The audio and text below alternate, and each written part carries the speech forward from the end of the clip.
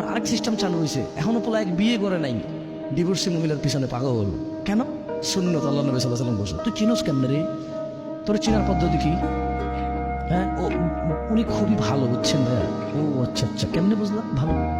মানে আমি তো আসলে অবজার্ভ করেছি, বুঝছেন, কথাবার্তা বলেছি, চাল চলন খুবই ধর্মভীরু, সবসময় নামাজের কথা, আল্লাহর কথা বলে, সবসময় এগুলো বলে, রাইট?